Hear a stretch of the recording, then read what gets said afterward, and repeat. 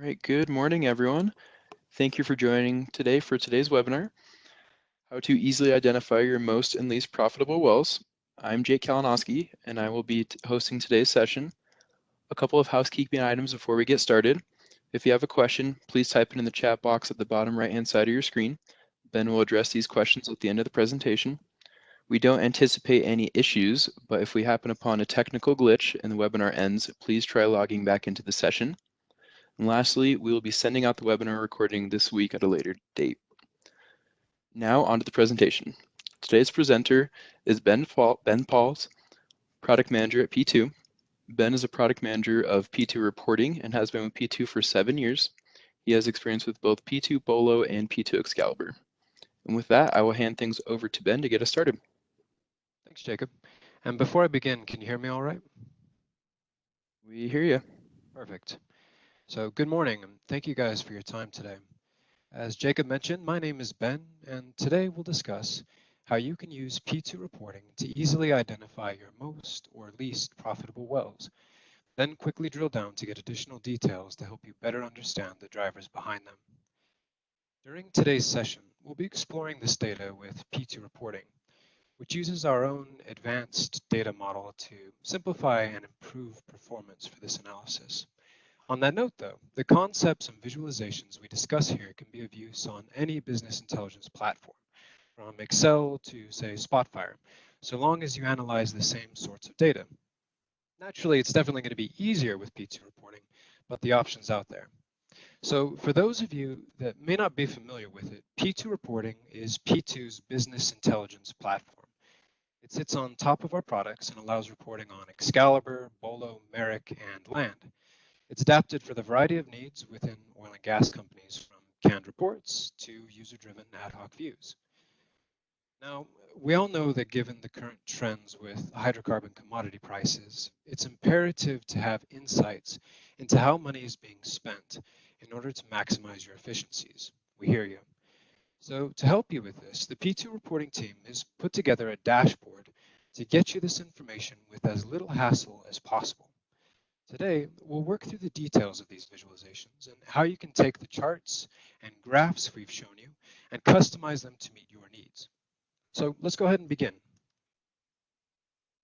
For those of you that are in our hosted environment, everything that I show you today has already been delivered, and you can even follow along if you'd like.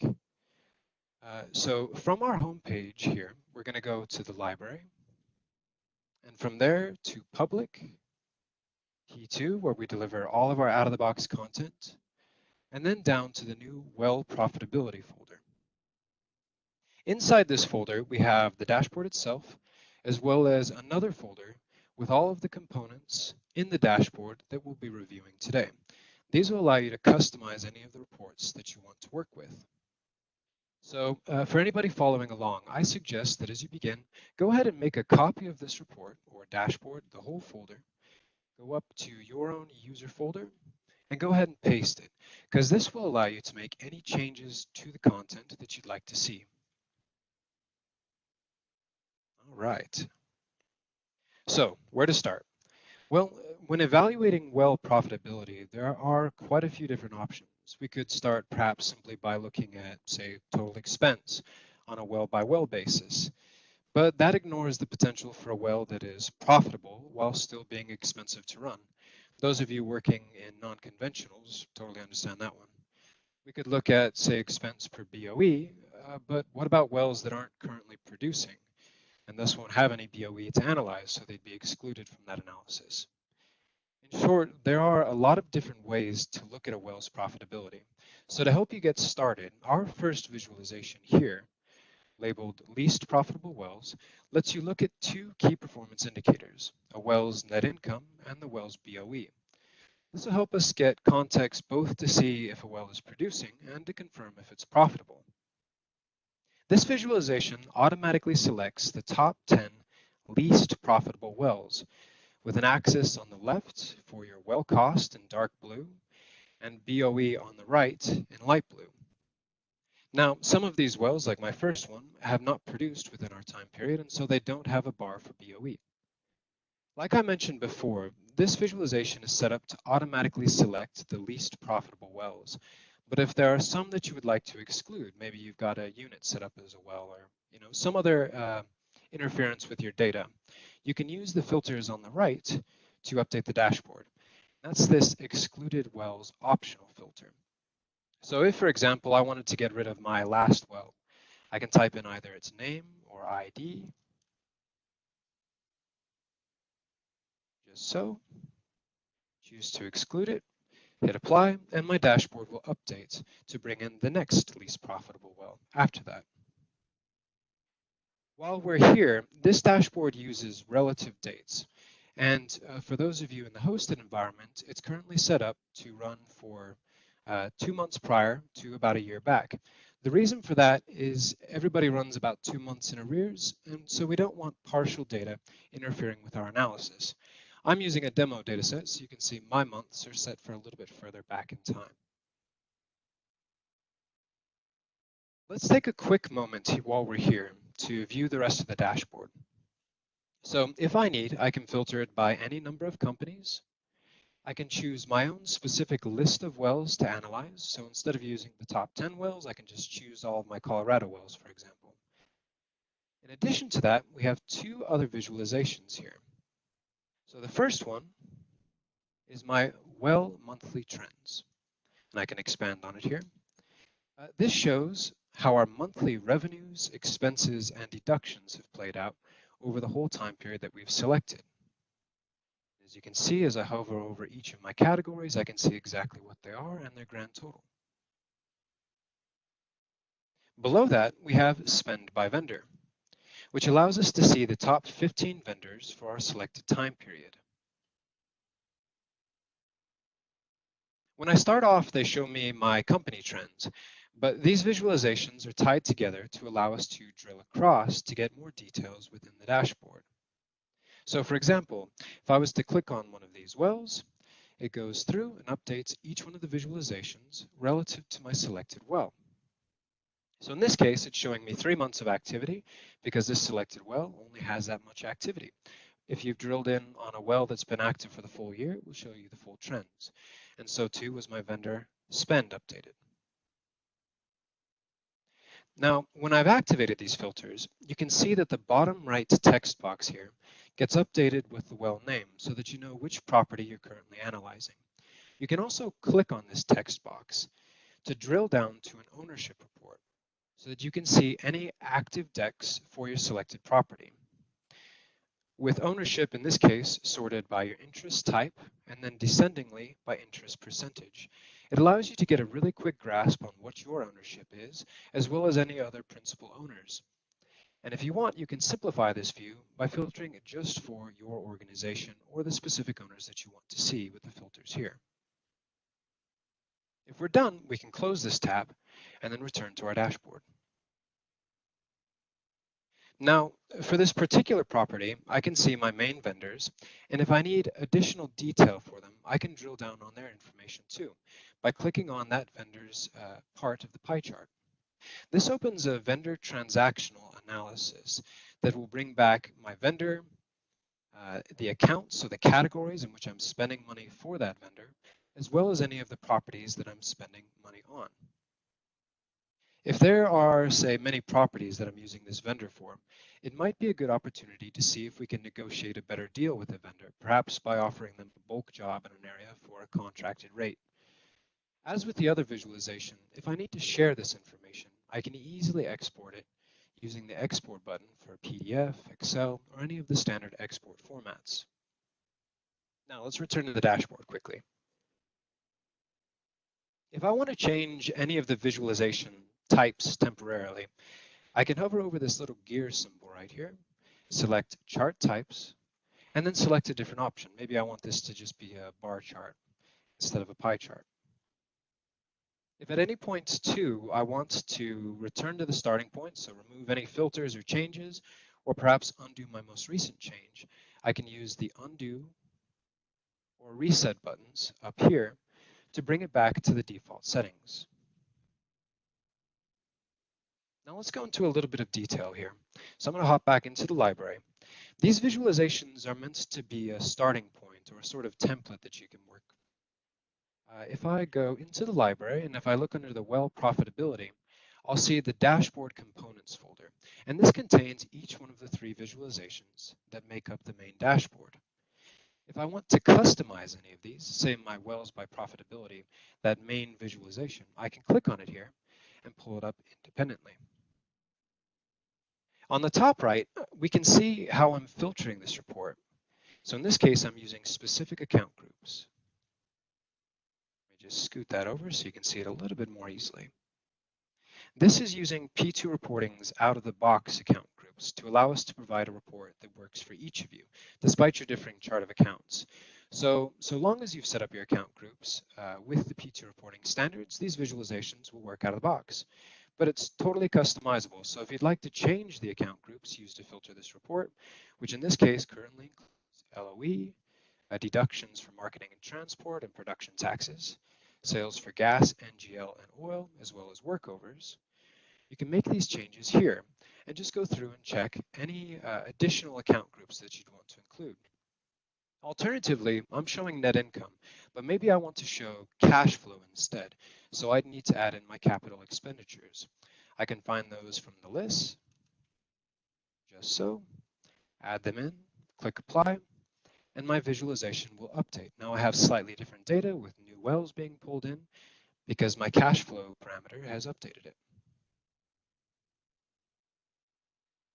Okay, so let me swap this over to a crosstab really quickly so we can take a look at the raw data for a moment.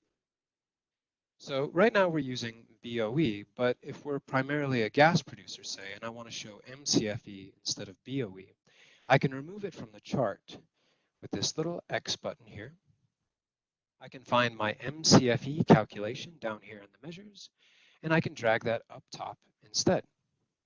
Now you'll notice when I did that, it got rid of my sorting, but that's not a problem. We can easily redo it. So I'll go back to my well cost since I want to use that to sort. I'll choose to filter the top number of values. Let's go with 10 because that was the default that I went with. And I'm going to deselect this option to group everything together that's not in the top 10. We don't need that level of detail today. I'll click OK. And we're good to go. Now we're back at our top 10. And if I swap this over back to my chart, now we have what is effectively cash flow compared to MCFE production. If I was to save this change like so, it's going to give me a little message letting me know that I have dependent content. In this case, that would be my dashboard. So when I save this change, my dashboard will automatically inherit it and be updated so that the next time I run the dashboard, it's going to use this updated visualization instead of the default one. Similarly, if you're tired of having to go through and choose specific companies, or you'd like it to default to a different date range or a set of wells, any change to the filters made here will also be inherited by the dashboard. So it allows you to customize the data, what's being displayed, and how the data refreshes based on your organizational needs. The whole point is to provide you guys with kind of a starting point or a jumping off point for your own independent analyses. So the same sort of customizations can be made to any of the additional content. So if I wanted my, say, vendor spend to stop showing up as a bar chart, or if I wanted to change the default companies or date range, I can make those changes here, and the next time I access my dashboard, it will be updated to follow those changes. Now I know we don't have a huge amount of time, so at this stage, I think we can turn it over to see if anybody has any questions. Great, thanks, Ben. So at this time, we will begin taking any questions you may have through the chat panel below.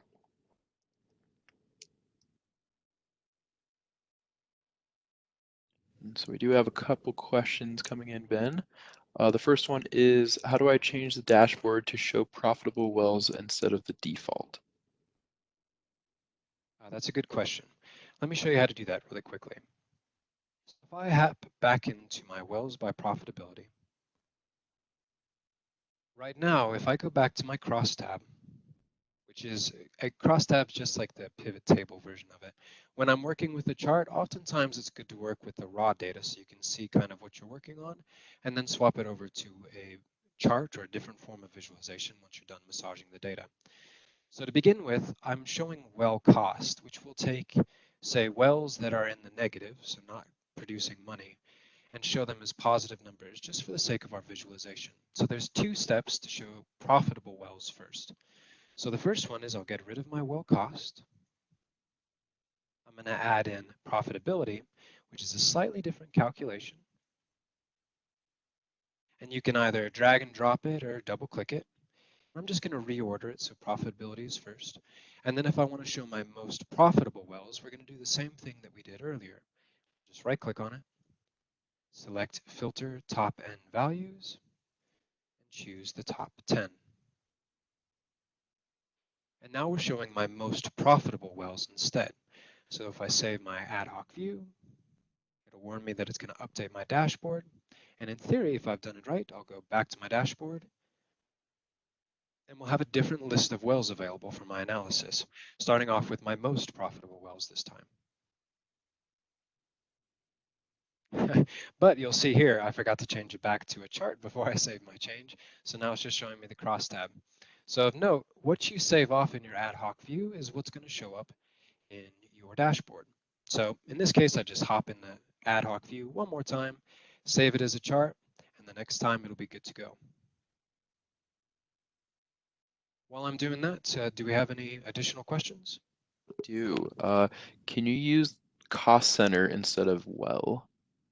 You can. It's going to take a few changes to do cost center instead of well.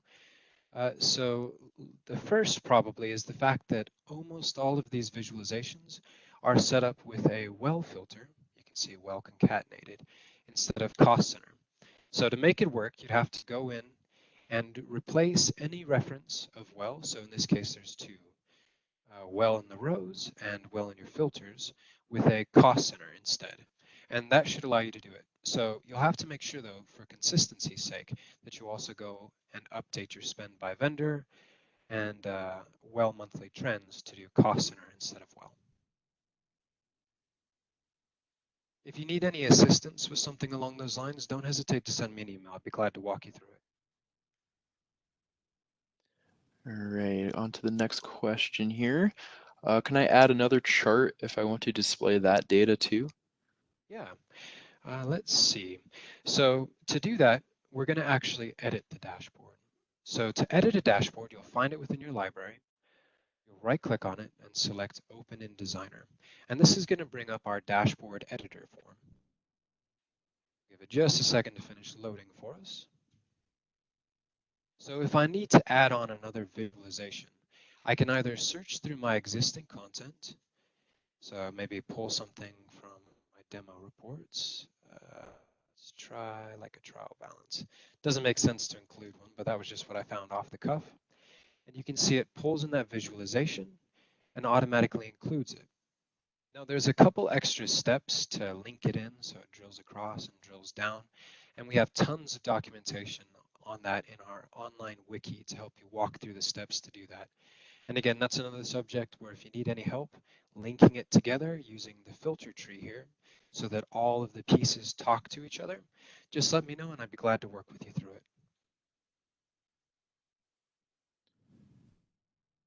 Great. My P2 reporting is on-prem. How do I get a copy of the dashboard? Good question.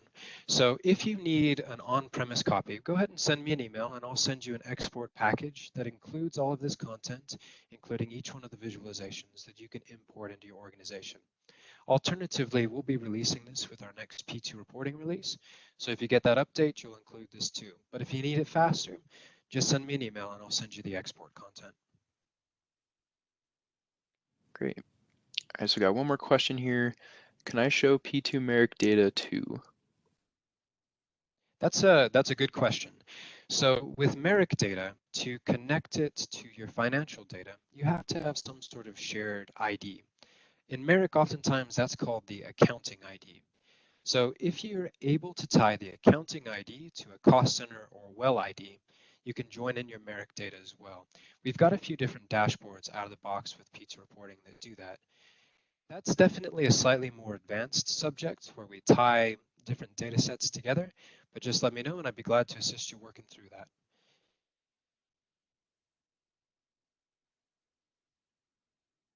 Great. So it looks like that is all the questions we have that have been submitted. If anyone has any more questions, please submit it now and we can discuss it in these last couple minutes of the call.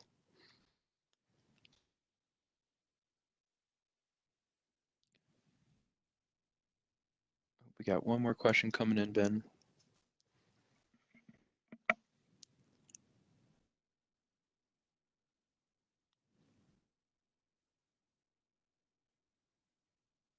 Yeah, I believe they are typing the question, so just one second. Okay, here it is. Can you go back over where you clicked to arrive at the vendor details? Absolutely. So let me hop back into the library and we'll just pull It up the said it dashboard. opened in a new window. Yeah. So the vendor details, any of the drill down from this report will open a brand new tab off to the right.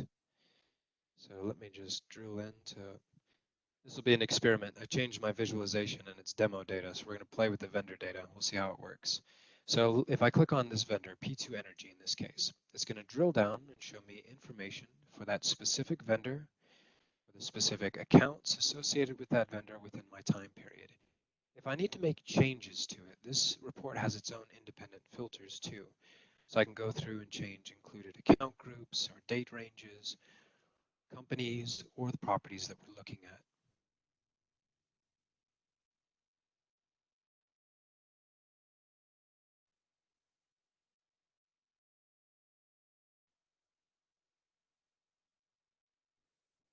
Hopefully that answered your question.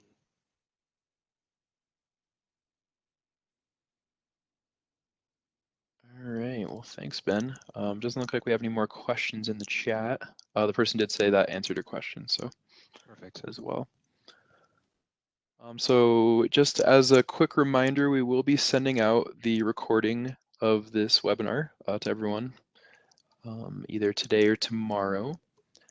And I think that is the end of the session. Do you have anything else you want to end with, Ben? Nope. I really appreciate you guys taking the time to see this. And as always, if you have any questions or you'd like to get a deep dive on it, don't hesitate to reach out to me and I'd be glad to schedule some one-on-one time. All right. Yeah, thank you everyone for joining and have a wonderful rest of your day. Thanks very much. Thanks, Ben.